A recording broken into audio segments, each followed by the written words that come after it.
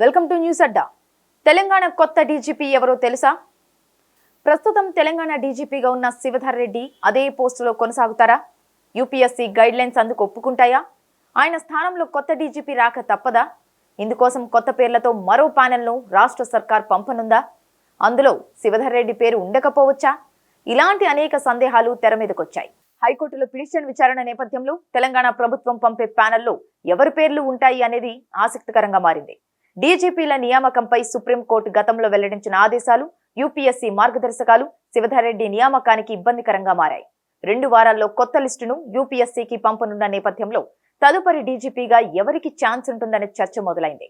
UPSC guide lines ప్రకారం ఒక రాష్ట్రానికి పూర్తి స్థాయి డీజీపీ కావాలంటే కనీసం 6 నెలల పదవీ కాలం తప్పనిసరి. కానీ ప్రస్తుతం తెలంగాణ డీజీపీగా ఉన్న శివధర్ రెడ్డి ఏప్రిల్ 30న రిటైర్ కానున్నారు. అంటే ఇంకో 4 నెలలు మాత్రమే పదవిలో కొనసాగుతారు. యూపీఎస్సీ గైడ్ లైన్స్ కు ఈ 4 నెలల పదవీ కాలం సరిపోదు.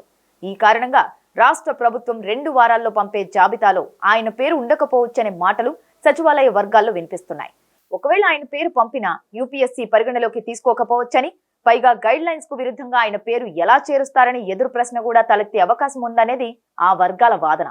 శివధర్ రెడ్డిని డీజీపీగా నియమించడానికి ముందే యూపీఎస్సీకి రాష్ట్ర ప్రభుత్వం సీనియర్ అధికారుల పేర్లతో ప్యానెల్ లిస్టును పంపింది.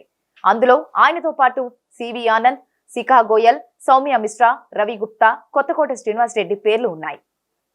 ఇందులో రవి గుప్తా, కొత్తకోట శ్రీనివాస్ రెడ్డి ఇప్పటికే రిటైర్ అయ్యారు. జితేందర్ సైతం రిటైర్ అయ్యారు. మిగిలిన వారు సర్వీస్లోనే ఉన్నారు. తెలంగాణ హైకోర్టు తాజాగా ఇచ్చిన ఆదేశం ప్రకారం రాష్ట్ర ప్రభుత్వం 2 వారాల్లో యూపీఎస్సీకి డీజీపీగా నియమితులు కావడానికి అర్హులైన సీనియర్ ఆఫీసర్ల పేర్లను పంపాల్సి ఉంది. కేవలం 4 నెలల పదవీ కాలం మాత్రమే ఉండటంతో శివధర్ రెడ్డి పేరు ఉంటుందా ఉండదా అనే సస్పెన్స్ నెలకొంది.